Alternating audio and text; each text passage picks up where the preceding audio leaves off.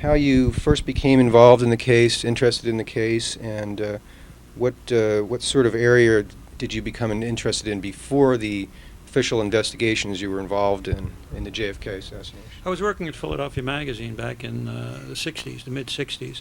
Shortly after the Warren Commission report came out, a lawyer named Vincent Salandra in Philadelphia wrote an article for the Legal Intelligencer that I couldn't quite understand because it was highly detailed and technical about the head hit, trajectories, angles of bullets, and what I did understand was that this Philadelphia lawyer, he worked for the school board, by the way. He wasn't a practicing attorney as such.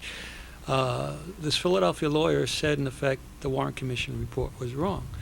And back at that time, you had to understand that to say that the government was issuing a false report was pretty radical thing to do. So in the back of my mind, I thought, well, this guy's got to be a nut. I'll go do an article about him, a short piece for Philadelphia Magazine. And I went to talk to Vince Salandra, and basically what Vince Salandra told me was, if you take the Warren Commission's final report and compare its footnotes to its volumes of evidence, you'll see its conclusions, based on the evidence itself, are not gray contrasts, but black and white contrasts. And Vince Salandra said, I have an extra set of 26 volumes, I have an extra volume of final report, take it home and study it and see. And I did, and I was just shocked at the fact that there were blatant contrasts between the conclusions and the evidence. But in the back of my mind, I thought, well, I'll go talk to Arlen Specter. I knew Specter. I had worked with him before in feature articles I had done for Philadelphia Magazine, and I respected Arlen. And Arlen, as you know, was the author of the single bullet theory. So I thought I'd go talk to Arlen after I had done the basic research and ask him to resolve some of these conflicts. Well, the fact that Arlen couldn't resolve those conflicts. Excuse me. I'm doing an interview here. Could you please not make noise? Thanks. Sorry, let's back up a sentence or so. Arlen Specter, was he the district attorney? Arlen at that time came back and was district attorney of Philadelphia. But it was the fact that after two lengthy interviews with Arlen Specter, I think I was the first journalist to question him about the details of the evidence. And the fact that he couldn't resolve the conflicts. That's what got me interested in pursuing the story further. Okay, and why is this issue so important even now after 3 decades? Oh, I think we're talking basically about a whole democratic system here. Once you come to the conclusion that there was a conspiracy, well, then you have to come to the conclusion that a coup took place, and that the democratically elected president was voted out of office by a small group of people, those involved in the conspiracy. I think that's very important to the country today, to the whole democratic system and our faith in it. Which of the files that hopefully will become declassified soon would you most like to see? I've seen most of the files, having You've worked seen with the Lopez report? Having worked with the committee. What's called the Lopez report is the area dealing with Mexico City. That's important to the research community in pursuing it. I think what the files will reveal is, or what they will provide, is a foundation for a good investigation, a complete investigation, something the House committee didn't do. Okay. Over the years, who do you feel among the private researchers have contributed the most to the case? Kind of like a top 10, but you don't have to say 10 names. Well, who do you admire? It's difficult to say. There are an awful lot of good, legitimate, and level-headed researchers out there. Not as many as I would hope there would be, but from the beginning you had people like Sylvia Maher and Paul Hoke, and you had Tony Summers, who's done excellent work with his book Conspiracy, Harold Weisberg. Vince Salandria was one of the pioneers of the Warren Commission critics. I just don't want to go on because I don't want to leave anyone out. Yeah. But there are a number of very, very good researchers out there today. So, do you feel cheated in that the House Select Committee found that there was a probable conspiracy, and apparently the Justice Department stonewalled for 9 years and said, "Well, we're not going to look into this"? Does that make you angry? What makes me more upset is the fact that Congress can issue a report that said, in effect, yes, there was a conspiracy. Okay, we're going home now. Goodbye. And issue a report that was far from a full and complete investigation, which was its mandate. And that's what's most frustrating. The Justice Department, I wouldn't expect anything more than what it did. Do you feel that there's any purpose to be served by opening a new investigation, perhaps a special prosecutor? Oh, sure, there's a purpose to be served by opening an investigation. I've always felt that I don't think we can get to the truth unless we have a president that wants the truth. I think the House Select Committee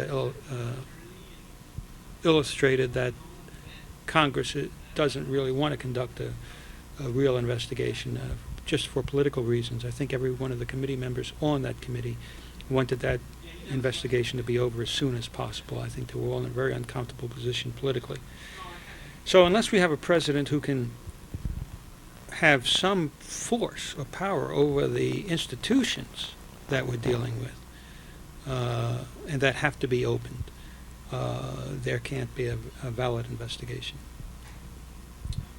Now, you were on one of the earlier investigations, the Church Committee to investigate intelligence activities and with respect to their performance of the intelligence activities. Now, there was a subcommittee, the Swiker-Hart subcommittee, in the book 5, the report. I've read that. What was your contribution to that investigation?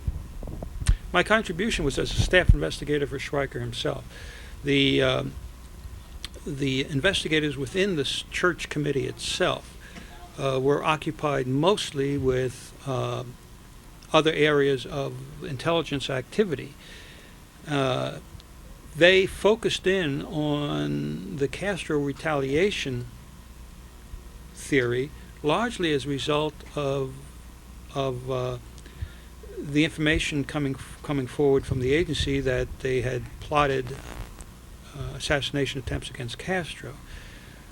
And so once the staff decided that they would issue what in effect would be a Castro did it leaning report, Schweiker, to his credit, decided that perhaps there should be a look into the other end of the road, the anti-Castro Cubans, and that's why he hired me.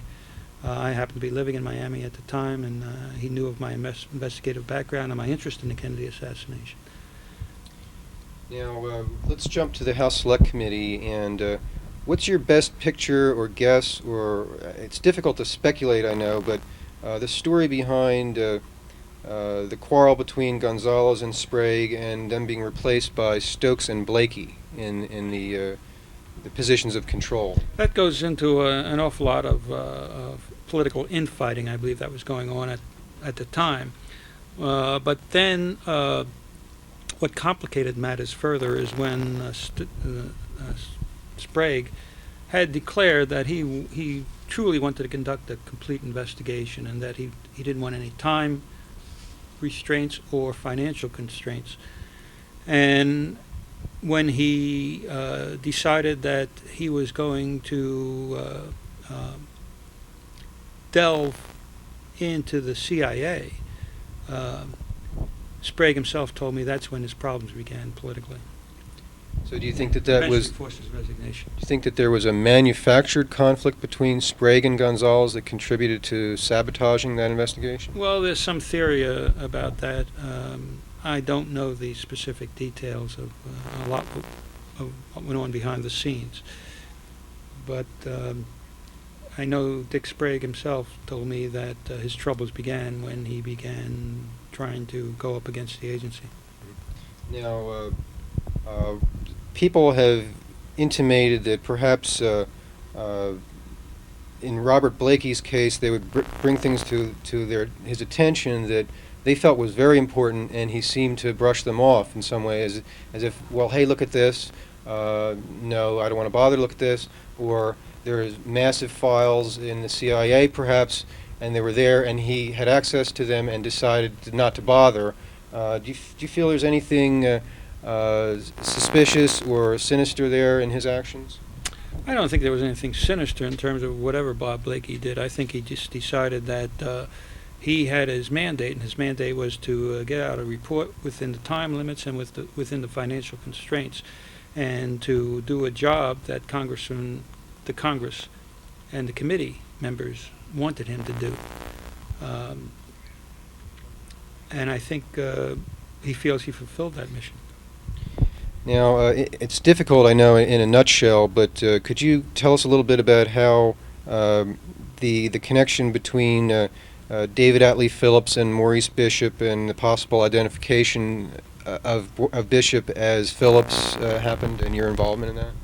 Well, that is really a long story, but I'll just say in effect that Maurice Bishop was an intelligence operative who was involved with the leader of an anti-Castro group called Alpha 66, and in the course of Maurice Bishop directing Alpha 66's strategy, in one meeting, the leader of Alpha 66, Antonio Viciana, saw him with Lee Harvey Oswald in Dallas, and the focus came down on David Atlee Phillips as a potential person who was that Maurice Bishop, as a result of various points in his career that matched exactly the time and place that Maurice Bishop and activities that Maurice Bishop was involved in. And so there's no doubt at all that David Atlee Phillips was Maurice Bishop. I'm writing a book about that. Let's get back to the idea of the Castro did it plot. And it seems to me the Warren Commission did a pretty good job of debunking that early on, in that it seemed that Sturgis and the Buchanan brothers and others were spreading stories that were fairly easily disproved. And then later, Jack Anderson otherwise did some very good work, but seemed to come to a strange conclusion that they sent the Castro assassins in, and somehow they were turned around and sent back. Is there any credence at all to that, or what are your feelings about that possibility? Well, generally, I think when you're talking about other theories as such, or whatever they are in effect, I think what you have to crank in is the manipulation of Oswald prior to the assassination and in the years before. And unless any theory can crank that factor in, I don't think they will hold up. And I doubt very much whether Castro could have had that kind of control over Oswald over the years and prior to the assassination. He didn't have the apparatus to do that. One of the people at this conference, Robert Morrow, came out with a book, and I've read it, Betrayal, and then his newer book, now he names names of the pseudonyms. Did you have any connection with him in your investigations? And I know he testified in secret session or executive session. Do you think that he's credible in his stories about Ferry and the Cubans that he talks about? I talked to Bob Morrow, and I spent some time with him before and after his book came out. I think that's an area of investigation I'm not really familiar with in terms of what his current claims are. I really can't comment. I have one more question, and then we'll let you go. A lot of times, as I was saying earlier, researchers, when they get interviewed by the media, many times ignorant of the facts of the case, is enormously complicated. They don't seem to get asked the questions that they want. And I thought that I'd turn this back to you and say that if you were me, interviewing yourself, what question would you like me to ask? What is it that you would like most to say in a nutshell about how you feel about this case, or what's important about the case from your point of view? I think you touched on it early on when you say when you ask why is this important today.